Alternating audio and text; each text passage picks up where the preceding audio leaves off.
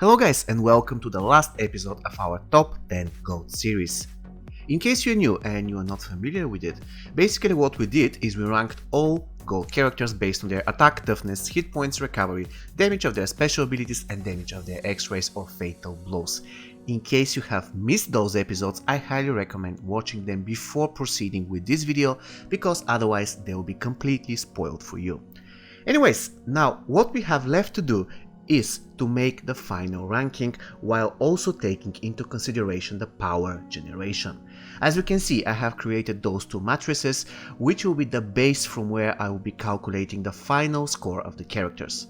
And of course, before we start, the characters here are all the way in including update 2.6. So if a card has been released on later stage, for obvious reasons it won't be found here.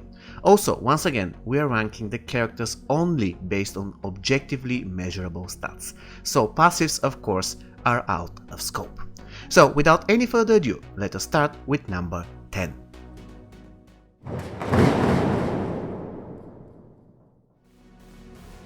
Coming in at number 10, to my complete amazement, is Piercing Molina.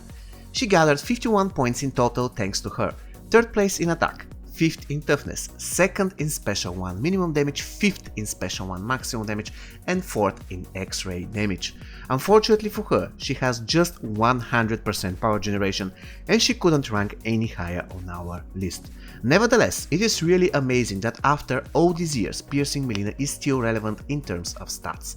Her only problem is that her basic attacks are not the best and the damage of her special 2 is really low. And of course, her passive is very situational. Sometimes it can be the best, sometimes it can be completely worthless.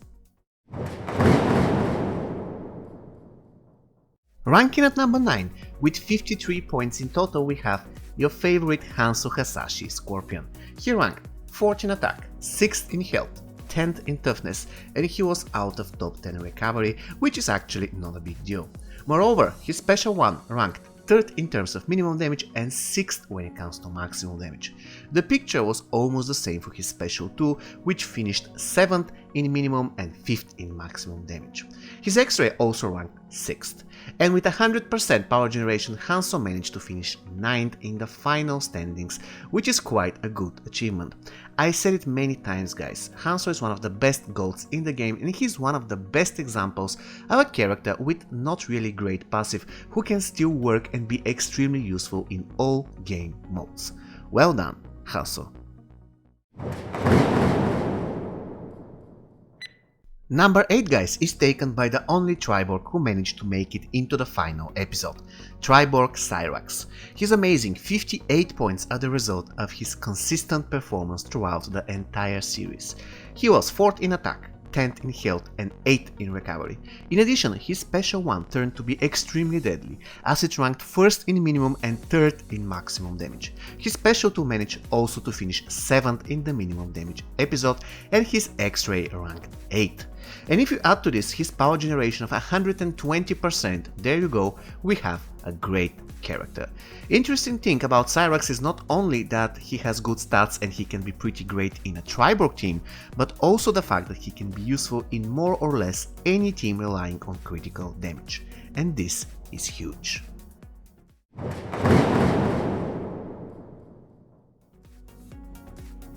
Coming in at number 7 is another fan favorite finishing with 1 more point than Cyrax, and this is Combat Cup Johnny. He ranked 4th in attack, 10th in health, 1st in toughness and 6th in recovery, and in fact, if we have to count his passive, then he would have finished much higher on each and every one of those episodes. However, as we well know and we have established that on multiple occasions, passives are out of scope because they cannot be objectively measured. When it comes to damage, his special 1 ranked 8th and 10th in minimum and maximum damage, and his special 2 finished 7th and 5th respectively. And of course, we have to add that his X-ray damage ranked 6th and his power generation is as high as 110%. Thanks to all of this, Johnny finished the series 7th, but as we well know, he has the potential to rank much higher than that.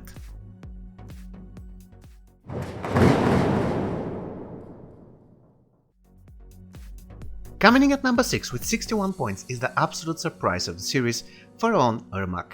Another character who is outdated as hell and yet he finished 4th in attack, 8th in toughness and 6th in recovery. And on top of that, his special 1 ranked 8th in minimum and 10th in maximum damage. However, the ultimate surprise was his special 2. His special 2, guys, won the minimum damage episode and finished 3rd in the maximum damage episode. In addition, Ermac ranked 6th in the X-ray episode and his power generation is 110%. Interesting thing about Ermac, guys, is that his passive is quite unique. Everybody knows how it works, but nobody knows the exact percentage damage reduction it provides. By the way, if you want to learn more about Ermac passive, guys, please feel free to check my review on him, where I get into details and calculate the actual numbers around his passive. I guarantee you will find that interesting.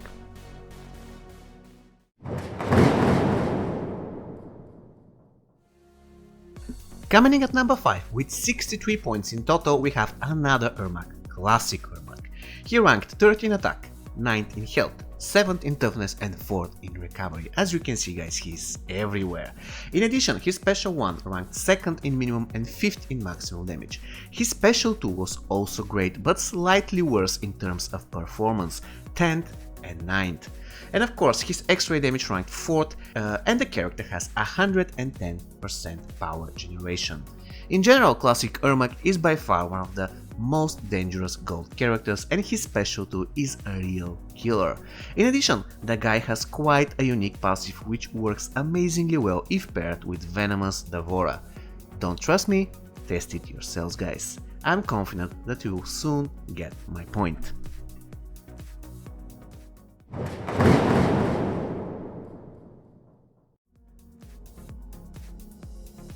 Ranking at number 4 with 67 points is the one and only MK11 Jade.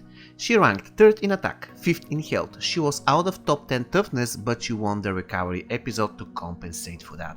Moreover, her special 1 ranked 7th and 9th for minimum and maximum damage, and her special 2 was also present in the series, finishing 4th for both minimum and maximum damage. And in the end, her awesome looking fatal blow ranked 5th. Well, what can I say about Jade, guys? She has it all. Probably her main weakness is that her power generation is not amazing, just 100%. But after all, she doesn't really need power generation considering all things she excels at. Let me remind you that all she needs is 1 or 2 evasions and she can one-shot a full HP diamond character using just her special 1. Well done, Jade.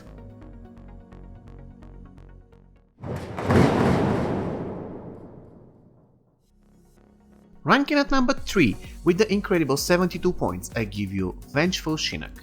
I knew that he was going to rank high, but I didn't expect him to rank that high. But after all, he has the 2nd highest attack, 10th highest health, 10th highest toughness and 4th highest recovery. His special attack damage is also not an exception as it ranks pretty high as well. His special 1 ended up 6th in minimum and 7th in maximum damage episodes, and his special 2 did even better, ranking 3rd and 2nd, which was by the way achieved also by his X-ray. 3rd place in its own episode of the series. So you can imagine Shinik has crazy high stats despite the fact that the power generation is just 100%. And some of you probably don't remember, but when this guy was released, his special 2 was plainly broken. Right now it is still powerful though, but at least it cannot kill a blocking diamond character like it used to do in the past. Anyways, Vengeful Shinik ranked 3rd in our final standings and he deserves our congratulations.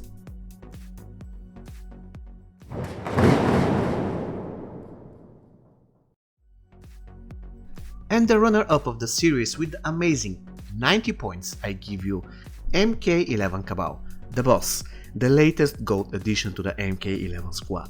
Cabal finished strong the series by ranking 1st in attack, 7th in health and 10th in toughness. But what can we possibly say for his incredibly good special attacks? His special 1 has 2 debuffs and it ranked 50 in minimum and 1st in maximum damage episodes. His special 2 again ranks 2nd in minimum and 1st in maximum. Incredible, right? And of course, we shouldn't forget his fatal blow, which again finished second in the top 10 X-ray video. Basically, the only weakness this character has is his relatively low power generation, just 100%. But hey, just look at his passive, look at his special too, unblockable and long-ranged. What else can you possibly want from a character? Cabal is simply great and he deserves his current position in the final ranking. And before we reveal our champion guys, here is two honorable mentions. Those two girls couldn't make it to top 10, but this doesn't mean that they are not one of the best gold characters in the game. Yes, I'm talking about Cosplay Jackie, who scored 46 points, and Combat Cup Sonya, who ended up with 45 points. All we know, those two girls will be definitely in top 5 of my subjective ranking, but as you well know, there is no room for that in the current series. We rank only objective stats. And if you wonder who won the mini competition among the 4-armed monsters in MK Mobile, you should be seeing the results right now. But enough about these guys, because it is time to reveal our champion.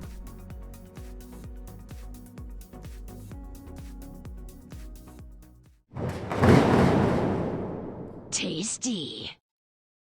And the winner of the episode with the mind-blowing 127 points I give you, Classic Molina. This amazing girl ranked first in attack, first in hit points, first in toughness and second in recovery. In addition, her special 1 ranked 5th and 2nd in minimum and maximum damage, and her special 2 finished even better, 2nd and 1st. And if you're wondering who won the top 10 X-Rays episode, let me give you a hint. It was Classic Molina. You know, her great stats are her blessing and her curse at the same time, because if you have her maxed and put her in any team, you'll be facing strong diamond characters. After all, this is what you get for playing a character that strong. Long story short, Molina won the series easily, and her only real competition was MK11 Cabal, but as you saw, he was left way back with less than 100 points. This is how great Molina is. This is how dominant she is when it comes to stats and special attack damage. And here in the end, once again, I will mention that stats is not everything in the game. Yes, they can be quite important, but there are a lot of characters with low stats which are considered great in the game. And the fact that characters such as Combat Cup Sonya are out of top 10 is just a proof of that. Okay guys, this video will conclude the top 10 gold series, which were won easily by Classic Molina. As usual, you will find link to all previous episodes in the description of this video. Thank you for being with me throughout this experiment, it was a pleasure. See you next time guys, take care and stay safe.